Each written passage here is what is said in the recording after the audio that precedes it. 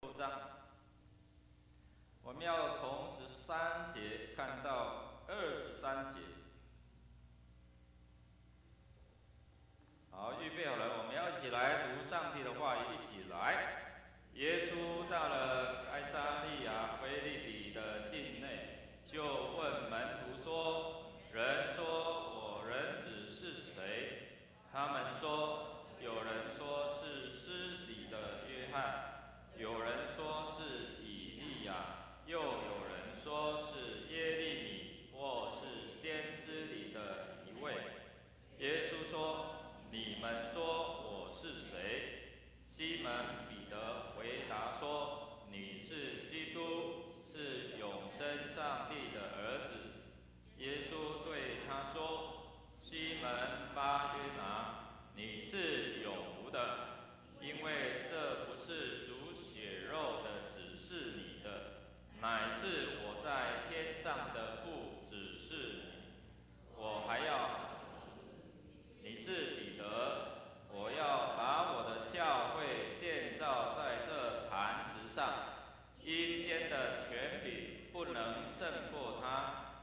我要把天国的钥匙给你，凡你在地上所捆绑的，在天上也要捆绑；凡你在地上所释放的，在天上也要释放。当下耶稣嘱咐门徒，不可对人说他是基督。从此，耶稣才指示门徒，他必须上耶路撒冷去，受长老、祭司长、文士许多的苦，并且被杀，第3日复活。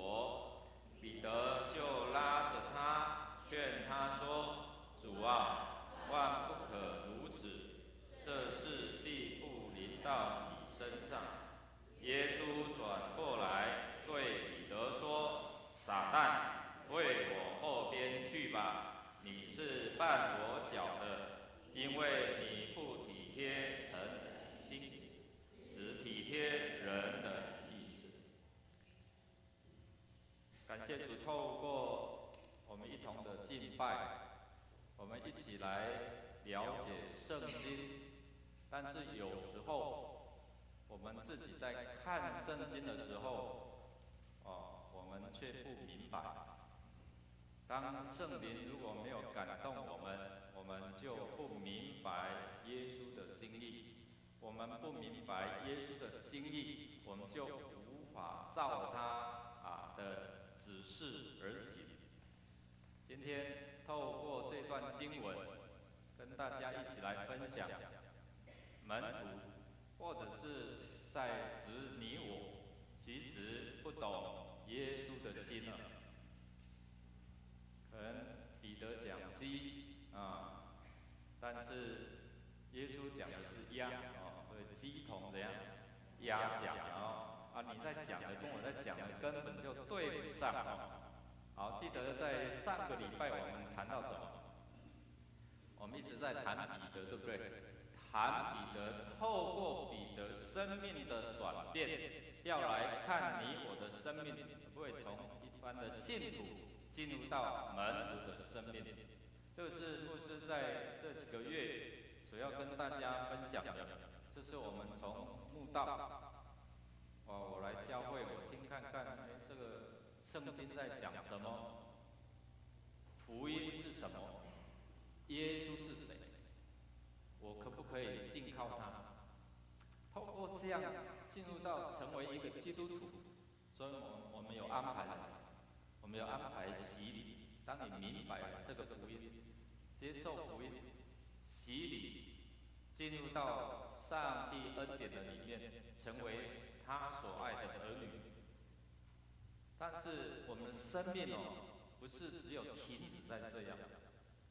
耶稣要我们每一个人的生命是进阶的，是可以成长的。所以说，你们要成为门徒，你们要去能够使万民来做我的门徒。所以耶稣开始在海边，在其他的地方，他呼召，来，立出来了，然后成为门徒。就呼召了12位，当然其中这3位是很幸运的，可以常常跟在耶稣的身旁。彼得还有谁？雅各，还有一个他所爱的是谁？约翰这3个在上个礼拜我们谈到，耶稣把他们带到山上，就他们看到什么？看到耶稣怎样变貌？还有看到以利亚，还有在跟摩西不知道聊什么所以在聊的过程当中3个礼拜根本就搞不清楚状况彼得他就说：“哎呀，主啊，我们在这里真好，对不对？不要下山去了我为你搭什么？一座棚子，一座给谁？摩西，一座怎样？给以利亚。奇怪，没有谈到他们自己搭帐篷还是露宿野外。但是我们看到耶稣告诉他的，或是要彰显给他看的，从天上来我们看到并不是这样，就好像上个礼拜牧师讲的这个瞎子摸象的故事我们会从我们自己的一个角度来认识圣经，从另外一个角度看法，我们要来明白，哇，这是耶稣嘛好像一棵树一根绳子一条蛇或者是扇子、墙等等，我们会有自己的想法。有时候我们会用我们的想法来以偏概全，只知其一，不知其二，所以我们没有办法全盘的了解。但是感谢主，透过他自己的启示，透过他自己的教导，透过圣灵的感动，所以我们才能够明白，耶稣到底他讲话是什么意思所以透过主耶稣，他主动来帮助我们每一个人来认识他。所以我们透过读经，单独会主，每天早上6点固定会在 LINE 上面，我们有传这个在家会主有多少人有收到有看的举手一下来。好，还是有一些还没有你如果还没有加入，可以到楼下我们有一个那个QR code 可以扫描你就到那边扫一下可以运用你的手机。每一天牧师会预备这些的比较简要的重点，帮助我们看这位上帝是谁，他做了什么事，他是怎样的上帝，那他怎么样看我？那我是谁？所以我们从每一段的经文，我们会来想耶稣是谁，或者是上帝是谁。那我呢？我是怎样的一个人？上帝怎么看我？在生活当中，我是不是有可以避免或是悔改的罪名？我可以从上帝、从耶稣得到什么样的应许吗？我有用什么样的态度？我来看圣经，我来领受，我来祈求。有什么样的诫命是我该遵守？那在我们生活当中，透过圣经，或者是我们周遭的弟兄姐妹、长子同工，是不是有可以让我学习的榜样？没有？所以牧师在讲什么？单独会主我们分享过了关于上帝，关于我，关于我们信徒生活当中 SPACE 罪、应许、态度、诫命，还有呢榜样，你可不可以成为榜样？如果你要成为榜样，你就要明白你要明白，你要做出来不要单单听到，要什么？行道。所以今天透过这系列的讲道，牧师要帮助我们能够清楚认识这位主是谁。昨天有一位青年把一份这个洗礼的这样来他之前就要报名啊，昨天晚上你亲自交给我，我说哎可以了好我再找你谈谈感谢主，就是他知道了，但是他确实能够明白，能够接受耶稣，所以他亲自写这一份的报名表交给牧师，清楚认识主耶稣是谁，然后他的救赎计划到底是有何计划？但是当他讲出来的时候，可不可以照着他的心意还是像彼得一样搞不清楚状况，一而再再而三，所以才耶稣告诉他说什么？撒旦退到我的后面去，因为这不是从神来的意思嘛。刚才在提在什么？在赞美他呢？对，哎呦，你很棒，你所回答的你是基督，是永生上帝的儿子。这个很棒哎，从上帝来的意思，没有多久就开始怎样开白目了，对呀，就搞不清楚状况所以我们今天透过这段经文，我们如何来懂得了解耶稣的心不要再次的伤害了耶稣耶稣对我们说，其实唱那首歌，其实你不懂什么我的心好，我们透过这段经文，我们要来思想，你怎么去认识耶稣是谁？认识他上帝儿子的身份，所以你要信他，你要从他是谁，你要交朋友，你也要看了解他是谁。甚至有一些人比较细心的，连他的祖宗八代都把它调出来，对不对？你要娶一个或者嫁一个，你要明白对。人讲娶新妇爱看啥？看牛类对吧？他妈妈怎样不错，有这样美好的 DNA 嘛，对不对？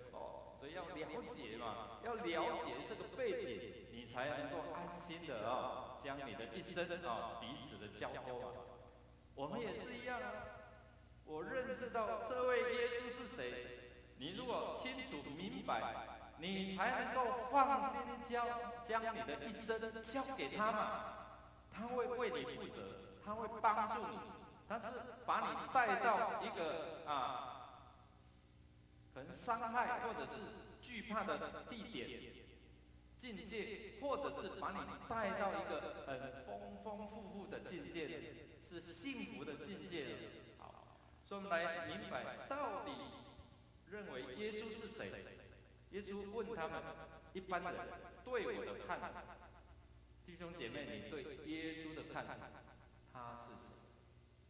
他是谁？来，我们问一下我们每一个人你觉得耶稣是谁？你可能刚刚来，有一些人来了一段时间，有一些人是什么？来了好长的时间。你对耶稣的认识是谁？来，告诉我们什么？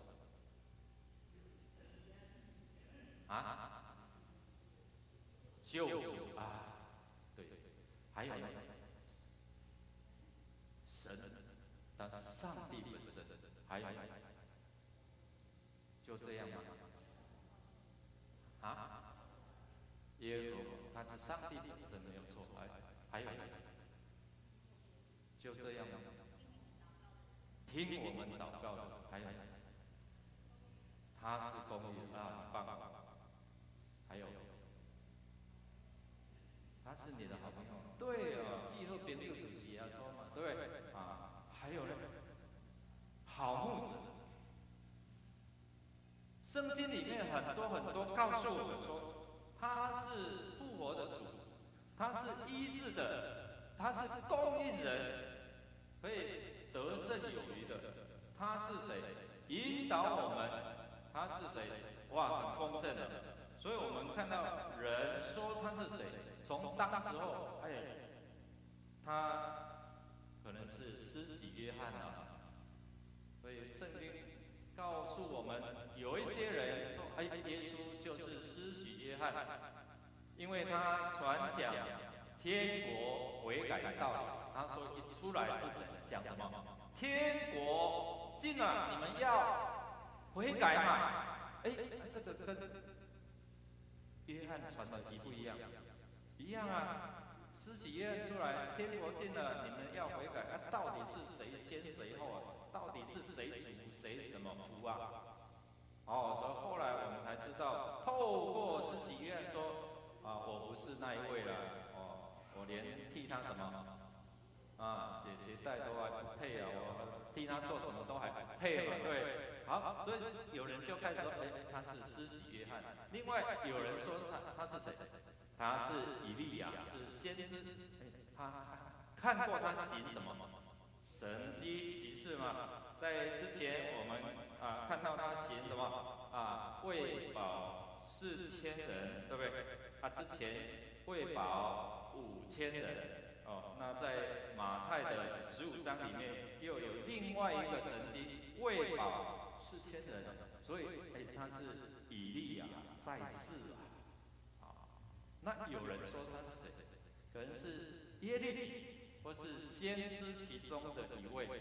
先知到底在讲什么？先知常常在透过一个城市、一个地方，跟他们讲说：你们要做什么？悔改啊！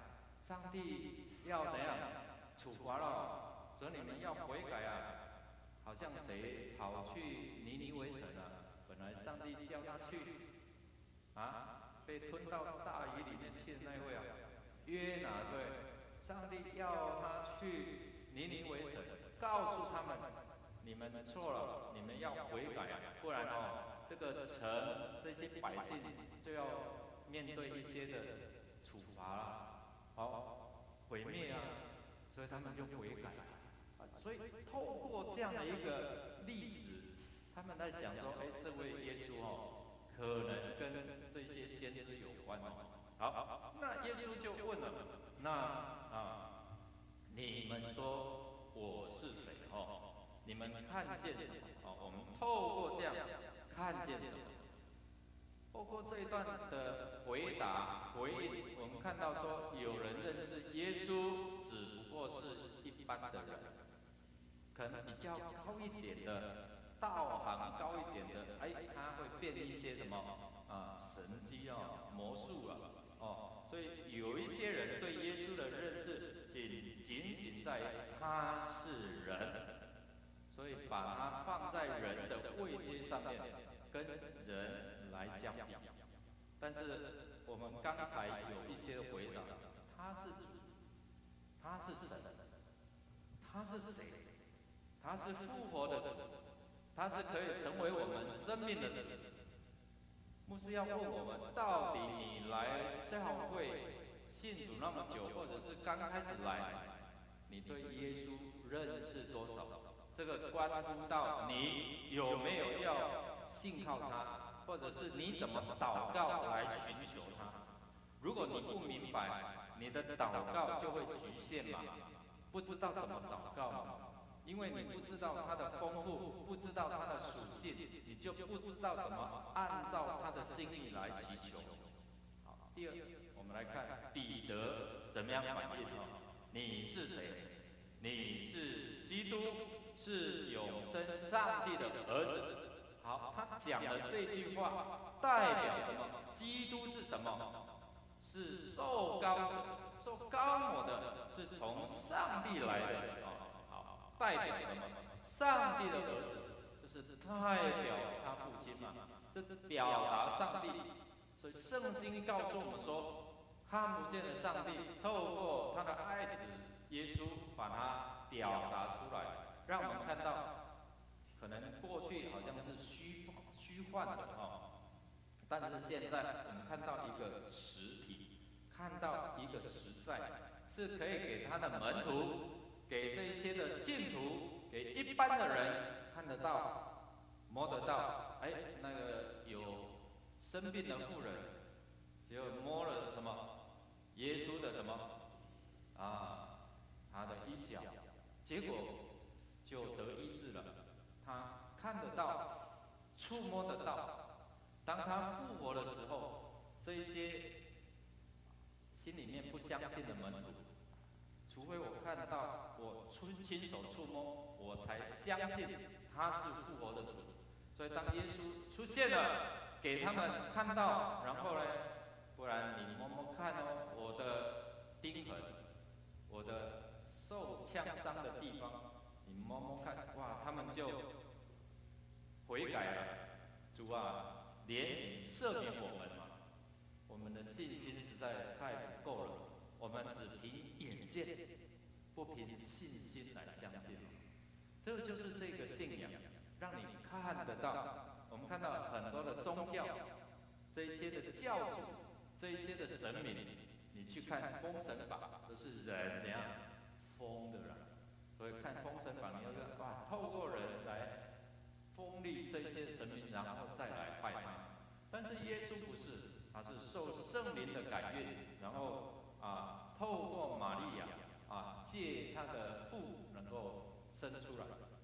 所以我们看到上帝透过这样一个奇妙的救恩计划，让他自己的实体能够显明在这世上。好，所以我们看耶稣来是做什么？显明出来，让你看得见，不是虚幻的哦。好，超越了上帝的什么仆人，超越了上帝的人的智慧，上帝的智慧能够成为人的智慧，你就能够超越一般人。上帝的能力，所以让我们感受得到什么？使无变有。创造天地万物的时候，上帝说什么？有光，光就出来了。有什么，它就出现了。好，所以透过这样，我们看到上帝的能力。但是透过耶稣，我们看到上帝的实体，他的智慧超越人的智慧，他的能力是无人所及，因为他是掌管万有的。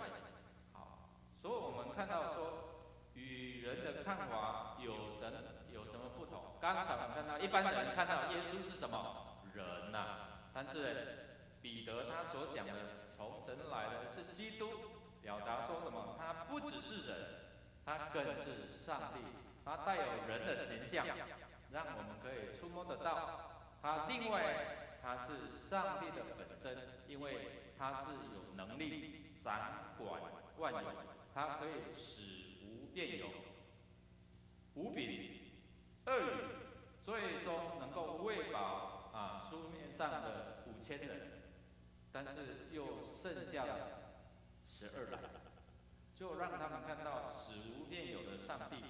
好，透过这样，这不是属血肉的，不是就是你自己想的哦，不是人的理性，不是人的看法，而是说从上帝来启示你的。而圣经里面，从旧约里面，我们看到从上帝来，或者新约里面有什么意象，告诉他们这是透过上帝要的。彼得看到异象，正饿的时候看到鸡腿，哇，看到什么其他的食物，上帝叫他拿起来吃，不可以，不可以，用他的理性，用他的看法来看上帝，但是上帝一连3次告诉他拿起来吃。这个就是透过这样的一个属灵的，不是属血肉的。对，在意识上就是从天上来的，从上帝来的，要告诉你，你对耶稣的看法是怎样哦。好，所以我们从认识耶稣为什么那么重要？你认识一个人，你要嫁他，你要娶他，这关乎到什么？你一生的幸福嘛，对不对？哇，如果嫁错了，糟糕了，生活就变成什么黑白人生失去了那个色彩。认识到耶稣是谁，为什么那么重要？第一个，跟教会建造是有关系的哈。好，我们一起来读这段经文来。耶稣对他说：“西门巴约拿，你是有福的，因为这不是属血肉的指示你的，乃是我在天上的父指示的。我还要告诉你，你是彼得，我要把我的教会建造在这磐石上，阴间的权柄不能胜过它。我要把天国的钥匙给你，凡你在地上所捆绑的，在天上也要捆绑；凡你在地上所释放的，在天上也要释放。当下，耶稣嘱咐门徒，不可对人说他是。为什么跟教会建造有关系？为什么？昨天从早到晚，牧师主持，或者是透过同工一起来服侍这个告别礼拜，碰到死去的人，有时候如果没有那个信心胆量，会不会怕？会怕，即使是自己的亲人，来围过来，哎呀不敢，你知道吗？所以为什么会怕？怕那个是黑暗的权势嘛？为什么怕死亡？因为我们害怕从我们生命当中、生活当中夺走了我们所拥有，或者是在一般的民间信仰，哎呀，那个不要接触，因为会冲到，会杀到所以就会不舒服，就会生病，就会有一些的搅扰。所以认识耶稣是谁？为什么可以帮助我们？为什么？因为他给我们的权柄，能够建造教会。谁是教会？跟你的旁边说，你就是教会。这个中华路49号这个建筑物叫做礼拜堂，所以我们常常会说，我们去教会所以教会是指我们这群人有共同的信仰，一同聚集，那个就是教会。所以在指我们所以为什么有关系？为什么跟教会建造表示建造我们的生命是有关系的？因为上帝要主给你的有这样的一个权柄所以呢我们可以跟他结合呢神人之间的关系，天人的合一的时候，你就可以支取他从上头来的能力。所以当你祷告服侍的时候像牧师要去祷告去服侍的时候，特别是这些的丧事的丧礼，我都会做这样的祷告：主，你的救恩做我的头盔，公义做我的护心镜，真理当我的腰带，脚穿平安的福音做鞋，信心做我的盾牌，圣灵的宝剑就是上帝的话，然后穿戴全副的军装，宝血来遮盖我，让我能够靠着主加给我力量，我能够来服侍。好，所以当这样的一个每次这样的祷告的时候，上帝的同在，上帝的权柄就与我同在。所以上帝的能力跟你同在的时候，你要不要怕？不用怕。为什么？他不会对你怎样，但是有阴间的权柄，这一些黑暗的权势会搅扰我们会透过不同样的方式在搅扰。哎呦，我昨天去参加回来就发烧我昨天去参加什么，我回来就不舒服。常常会有就这样跟牧师讲，好，我就祷告。那如果你是有信心的，你就知道说，哎呀，我认识耶稣，我倚靠耶稣，我信靠耶稣呢。所以耶稣已经将这样的一个属灵的权柄交给我，告诉我说，我在地面上捆绑的，如果惧怕，奉耶稣名捆绑这些的惧怕，离开我的生命，表示什么？在天上也要为你做这样。阿们吗？所以上帝的话，如果你不明白，你就不知道怎么用。如果你知道的话，你就原来我信靠耶稣有这样的一个权柄来建造我的生命，让我成为一个刚强壮胆的人。我不用惧怕，因为这样的权柄，耶稣胜过死亡的权势嘛。耶稣胜过死亡的权势，然后他把这样的一个权柄能力给我了。那你知道怎么用出来？阴间的权柄，你可不可以胜过他？你可以胜过他。所以是他怕你还是你怕他？跟你的旁边说，是他怕你。但是如果你不认识耶稣，是你怕他，这样明白吗？好，所以为什么认识耶稣、接受耶稣成为生命的主是那么重要？哇，原来这里告诉我们说，它是建造教会、建造我们的一个很重要的根基。当你与耶稣连线了，他的能力就成为你的能力，他的智慧就成为你的智慧。所以我们在圣经读到说，以耶稣基督的心为什么心？当你明白他的心意，你要了解说，哎，我来是叫人得生命，并且得了什么更丰富。凡劳苦担重担的人，可以到我这里来，我就使他们得什么安息。哇，原来有丰富的生命，有平安在我里面，有什么胜过这些黑暗的权势的能力在我里面哦。好，所以为什么认识耶稣是那么重要？弟兄姐妹，你从一个初信的慕道的，然后进入到成为信徒哦，牧师就是要帮助我们能够明白为什么认识耶稣那么重要，接受耶稣。好，所以让这样的一个操练能够进入到我们生命里面哦。所以用生命来建造，用生命来服侍。为什么下午我们要属灵家长训练之后有这样小组长的训练呢？就是帮助我们能够怎么样去带领弟兄姐妹。小组嘛，小组怎么带？我看了几次。为什么要转型？为什么要帮助他们？为什么要受过训练？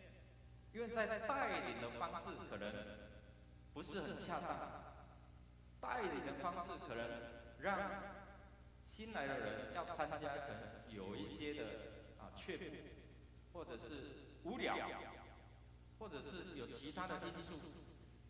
所以我们要透过怎样去带领，能够帮助弟兄姐妹关系的建立，遇见神，操练你的生命哦，用生命来服侍。好，认识耶稣为什么那么重要？今天如果我不在，你要到我家，你要怎么进去？怎么进去？按电铃，没有人在，按电铃有什么用？那怎么进去？钥匙嘛，哎，我交给你钥匙啊，你自己进去啊。认识耶稣。把这样的天国的钥匙就交给我们，你可以自由的进出嘛，表示什么？这是属于你的，你可以拥有的。好，告诉我们，他赐给我们在地上捆绑，在天上也要捆绑。当你在地上有这样的一个信心的宣告的时候，在天上能力相向，同在。所以我们从旧约、从圣经里面常看到，上帝与这些人同在，与约瑟同在，与大卫同在，与谁同在？哇，他们就不得了，他们有从上帝来的能力同在。众人可以看到他，看到你有上帝的灵与你同在啊！所以像约瑟就给他做什么？宰相，能力就给他，权柄就给他。所以在地上捆绑，在天上捆绑，在地上释放，在天上也要释放。所以你还用惧怕吗？不用惧怕嘛，因为你知道你所依靠的是谁，他已经把这个钥匙交给你，除非你不会祷告。为什么不会祷告？因为你不认识耶稣，你还没有了解到他整个特质、属性，所以你就不知道怎么求。哎呀，祷告。医治啊，求他好起来。但是你如果知道他怎么样去医治这些疾病，你就可以奉耶稣名把这样的能力领受，因为他已经将这样的一个权柄交给你了吗？交给你了。所以有时候我们武器我们都不会用，你知道吗？耶稣给我们有属灵的武器权柄，我们都不会用，我们就靠牧师帮我祷告一下，下个礼拜来，牧师帮我祷告一下。好，在下个礼拜，牧师帮我祷告一下。牧师要帮助我们可以自己祷告，让你知道你拥有什么样的能力。祷告可以蒙应，国度就彰显，在地要如同什么，在天。耶稣教导我们，主教导我们的祷告，怎么祷告？我们日用的饮食，今日赐给我们。然后呢，免我们债，那个是有赦免的权柄嘛，如同我们免了别人债。之前呢，在之前呢，我们看到他的属灵的权柄能力不叫我们遇见试探，救我们脱离这些不好的、这些阴间的权柄。然后这边又告诉我们说，原来你可以拥有这样的权柄，不是只有救你，而是你可以胜过他，你可以怎么样赶走他。当这些邪灵在跟你对峙的时候，你知道你所依靠是谁，所以你祷告，我奉耶稣名命令捆绑你离开，他不得不怎样离开。这个跟我们生命生活很有关系耶，我们就不会受到这些的威胁跟搅扰。弟兄姐妹常常碰到这些的服事的祷告的过程当中，就是因为我们不认识，我们没有信心，我们不知道怎么去祷告的时候，我们就被他辖制了，被他影响了，被他怎么样恐吓了。如果今天是你认识耶稣你不用再去收金了，你不要去找那个收金婆了，对，还要花钱，你自己祷告要不要钱？不用钱，跟你旁边讲说祷告不用钱的。但是如果你不知道怎么祷告，你就花钱了，你就要花很多钱去找人家帮你收金帮你改运帮你改命。但是当你认识耶稣了，耶稣就改你的命运，改你的生命，改你的未来。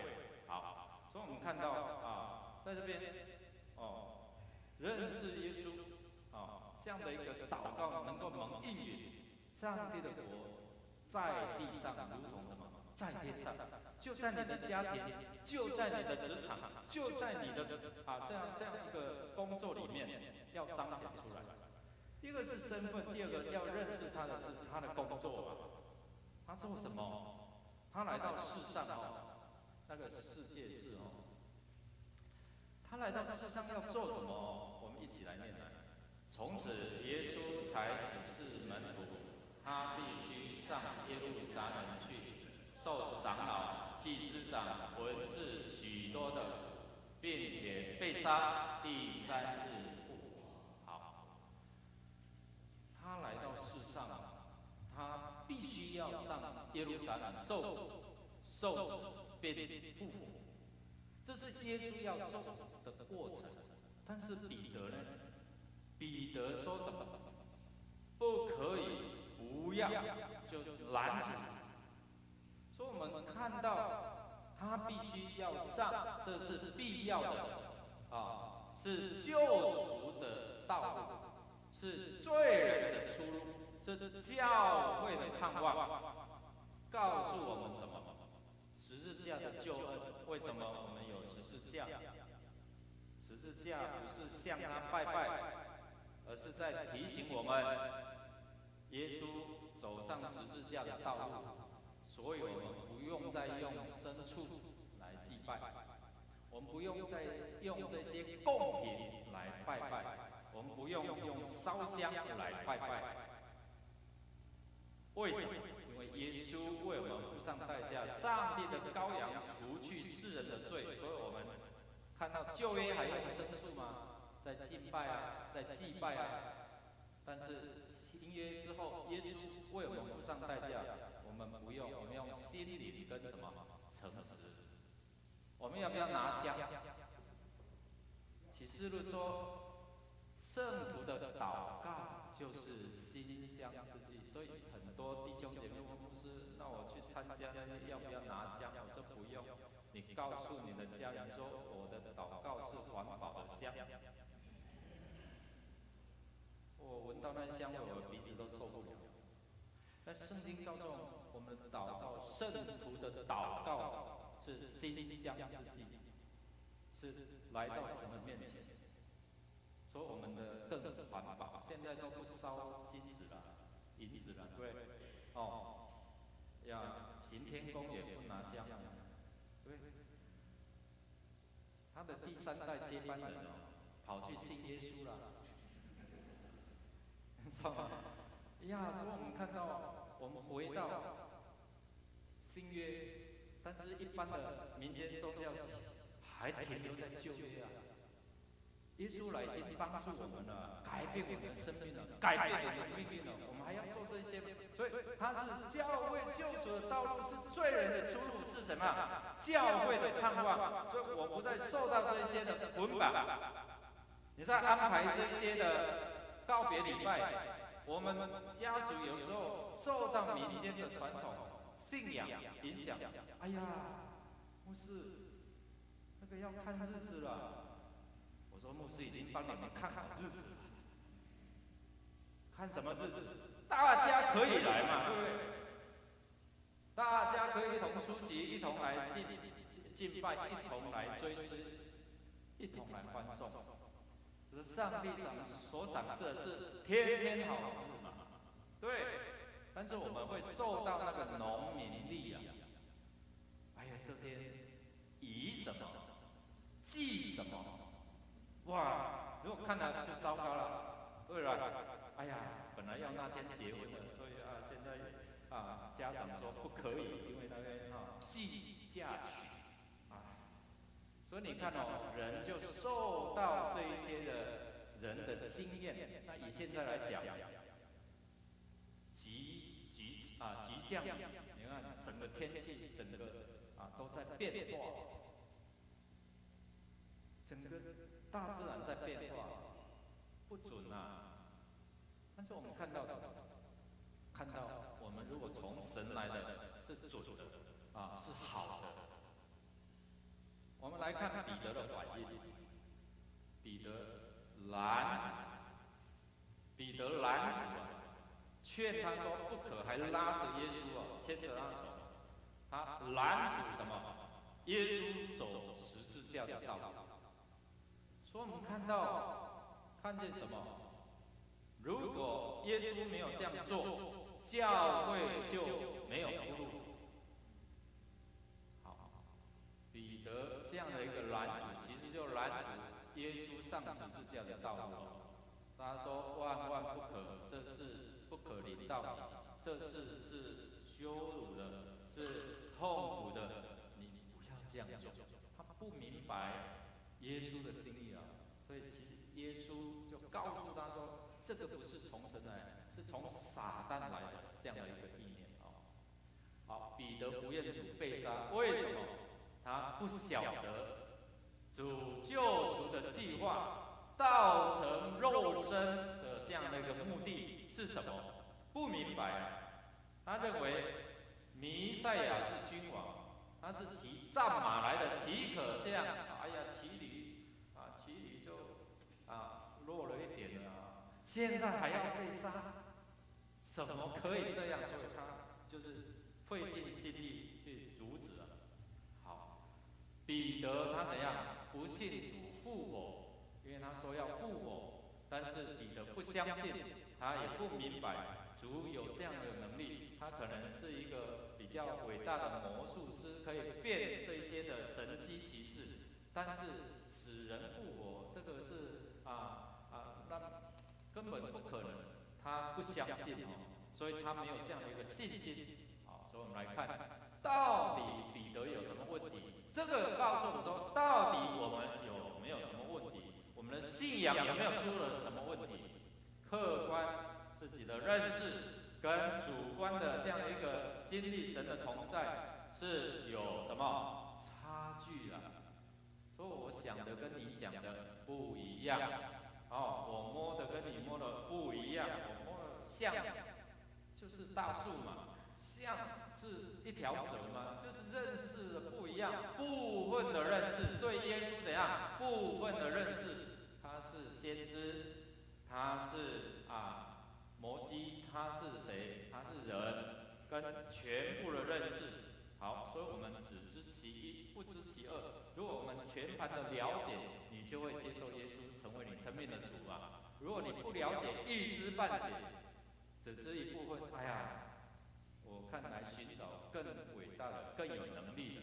好，所以彼得是用有限度的这样的一个思想来接受耶稣，接受自己可接受的部分，怎样？主的身份啊，弥赛亚啊，弥赛亚。但是弥赛亚来应该是要带我们能够建造一个新的王国啊，但是拒绝什么？上帝要他接受的主的工作，走十字架的道路嘛，是要受苦的嘛。所以我们看到他是用有限度的接受什么主的身份。哎呀，弥赛亚很好，但是工作呢，不要上十字架。好，所以认识耶稣的工作为什么那么重要？耶稣如果没有受死，人就不能够得到救赎，就不能够什么被称为义羊，为我义怎么写？羊为我舍命，就让我不能够成为一个没有罪的被救赎的人。这就是耶稣帮助我们神的羔羊除去世人的罪，这样我们才能够无罪，我们才能够像希伯来书里面所讲的，我可以坦然无惧来到什么施恩座前，能够祈求为要得到神的什么怜悯，或者是他的赐福。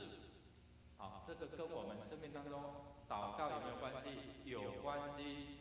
好，所以你如果没有被救赎称义，就是被耶稣的宝血洗净了，你的祷告可不可以通？不可以通最近我们的网络好像有一些问题那常常连接不到，你就不可以上网嘛，就不可以怎样连接到这个网站，就不可以怎样下载你要下载的东西嘛。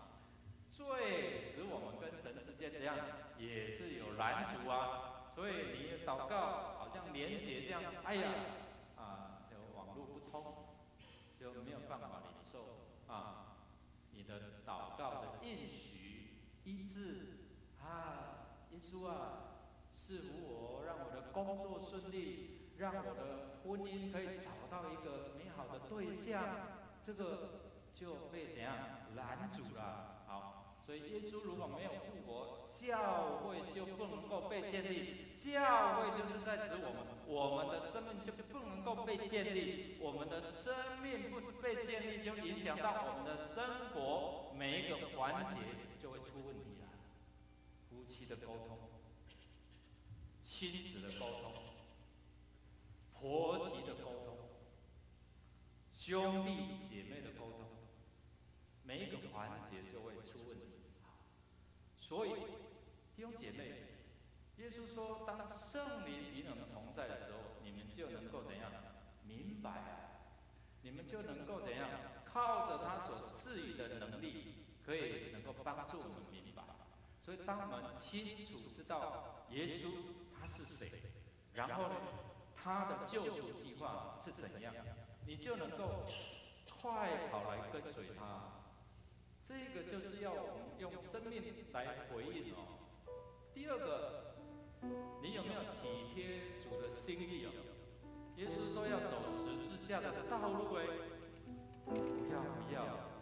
彼得说不要，别去死买不要，那个是痛苦羞辱的记号。但是神却让它成为什么？医治、拯救、盼望的记号。神的意念高过我们的意念，神要使用你神要使用你，可能走这条道路，服事的道路，有一些的怎么样，付上代价了，付上时间甚至有一些的金钱你需要吗？神在呼召我们，就好像彼得，他的生命在被改变的过程当中，有一些是懵懵懂懂，不懂得耶稣的心意。但是今天我们多么有幸运，你知道，我们可以从头看到尾，从上文看到下文，从旧约看到新约，我们都明白了们不明白。现在神已经把全盘的这样就要透过圣经告诉我们了。我们一起站立，你愿意吗？求圣灵来帮助我们明白耶稣的这个。我们祈求圣灵与我们同在。一起来，圣灵进来，充满在这里。我渴望更认识你，更深地。